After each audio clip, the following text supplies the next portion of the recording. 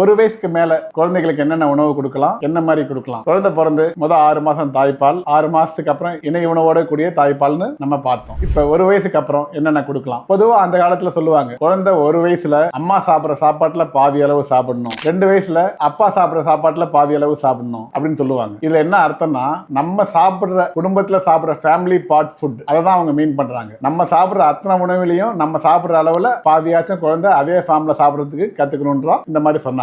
ஆனா நம்ம என்ன பண்றோம், 6 மாசத்துக்கு அப்புறம் அந்த குழந்தைங்களுக்கு அரைச்சி கொடுக்கிற பழக்கத்தை நிறைய மதர்ஸ் வச்சிருக்காங்க. அப்ப அரைச்சி கொடுக்கும் போது அம்மா குழந்தைங்களுக்கு தேவையான அளவுன்னு எவ்வளவு நினைக்கிறாங்களோ அந்த அளவும், அம்மா என்னென்னலாம் கலக்கணும்னு நினைக்கிறாங்களோ அதையும் சேர்த்து மிக்சியில வச்சு ஒரேடியா அரைச்சி வேக வேகமா கொடுக்கறதுக்கு ஈஸியா இருக்குன்னு அதையே அப்படியே கன்னியூ பண்ண ஆரம்பிச்சிடுறாங்க. குழந்தை பொதுவா 9 மாசத்துக்கு அப்புறம் மென்னு சாப்பிடுற அளவுக்கு வளர்ச்சி வந்துடும். ஆனா இந்த மாதிரி அரைச்சி கரைச்சி கொடுக்கிற பொருளையே கொடுத்துட்டு இருக்கும் போது என்ன பாதிப்பு வருதுன்னா, குழந்தைக்கு அந்த மென்னு சாப்பிடுற விஷயத்த லேர்ன் பண்றதுக்கான வாய்ப்பு தடைப்பட்டு போகுது. அது மட்டும் இல்லாம ஒரு 2.5-3 வயசு வரைக்கும் இந்த மாதிரி கரைச்சி கொடுக்கும் போது ஸ்கூலுக்கு போனதுக்கு அப்புறம் பேரண்ட்ஸ் எல்லாம் வந்து ஒரு கம்ப்ளைண்ட் சொல்லுவாங்க, குழந்தை சாப்பிடவே மாட்டான் டாக்டர், வாந்தி எடுக்கிறான் டாக்டர், என்ன பண்றதுன்னு. அப்ப அவங்க கிட்ட ரெட்ரோஸ்பெக்டிவா பின்பக்கமா போய் நீங்க கரைச்சி கொடுத்தீங்களா அரைச்சி கொடுத்தீங்களான்னு கேட்டா, ஆமா டாக்டர் அரைச்சி தான் கொடுத்தேன். எவ்வளவு நாளைக்கு கொடுத்தீங்க? ஒரு 2.5 வயசு வரைக்கும் கொடுத்தேன் அப்படின்னு சொல்லுவாங்க. இந்த மாதிரி கரைச்சி கொடுக்கறதால என்னென்ன பக்க விளைவு வருதுன்னா, குழந்தைக்கு மென்னு சாப்பிட கத்துக்காததால ஸ்கூலுக்கு போகும்போது ரொம்ப கஷ்டப்படுவாங்க. 2வது அவங்களோட பல்லு தாடையோட டெவலப்மெண்ட்டும் கொஞ்சம் அஃபெக்ட் ஆகும். 3வது